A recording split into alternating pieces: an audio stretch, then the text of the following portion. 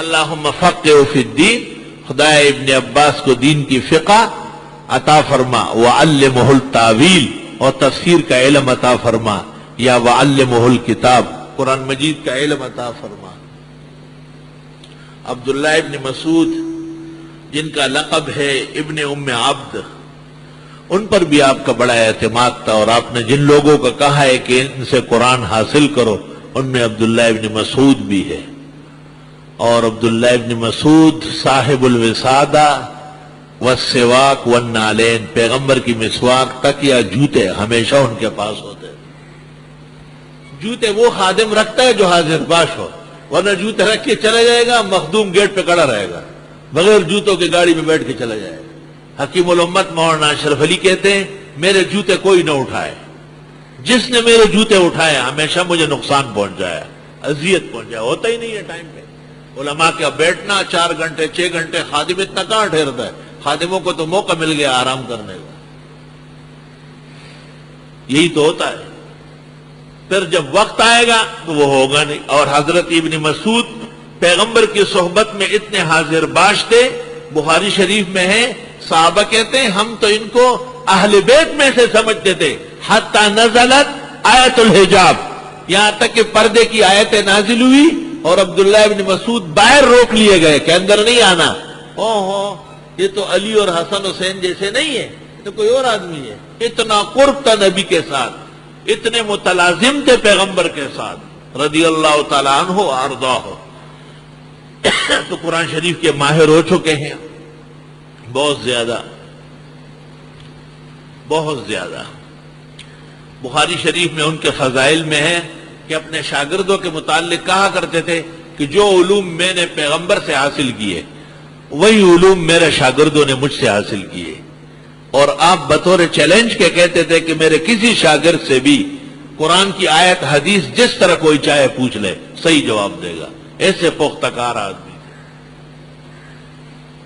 امام ابو حنیفہ نے جب فقہ مرتب کرنا چاہا تو خلفائے راشدین کے بعد سب سے فیصل قول وہ عبداللہ ابن مسعود کا لے لیا۔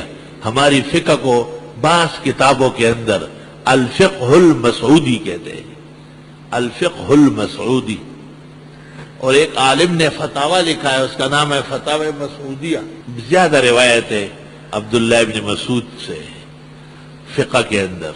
بہرحال حضرت صلی اللہ علیہ وسلم نے دعا فرمائی اور اللہ تعالیٰ نے حضرت بعض صحابہ کو آپ کی دعا سے، بعض صحابہ کو کثرت تلازم سے، خاص خاص اعجاز کے ساتھ قرآن کریم کے علوم عطا فرمائے ہیں۔ اور حضرت صلی اللہ علیہ وسلم کی خدمت میں سب سے بڑا کارنامہ وہ قرآن مجید کا تھا۔ اللہ اکبر!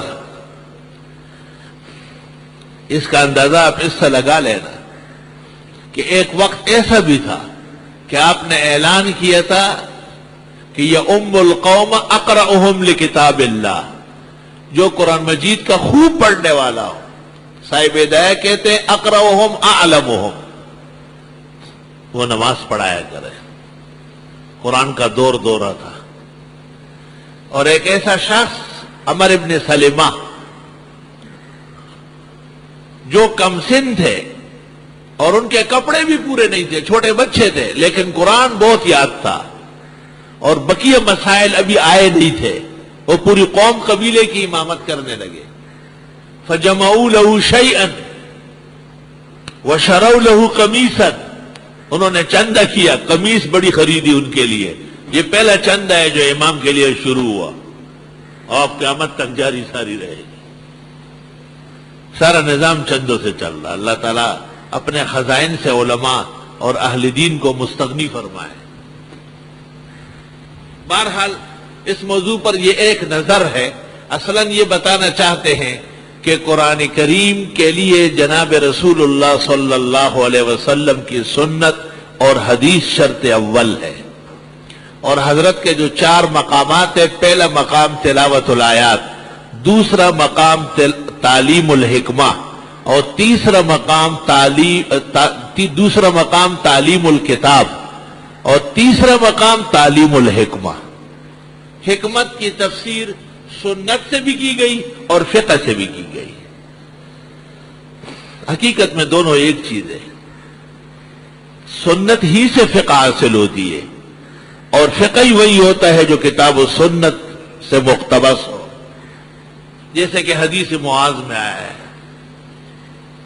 لیکن فقہ کا ہونا یہ زیادہ واضح ہے. یوت الحکمت من یشاء ومن یوت الحکمہ فقد اوتی خیرا کثیرا. اس آیت کی تفسیر میں عبداللہ ابن عباس سے منقول ہے الحکمت ای الفقہ. یہاں حکمت سے مراد فقہ ہے.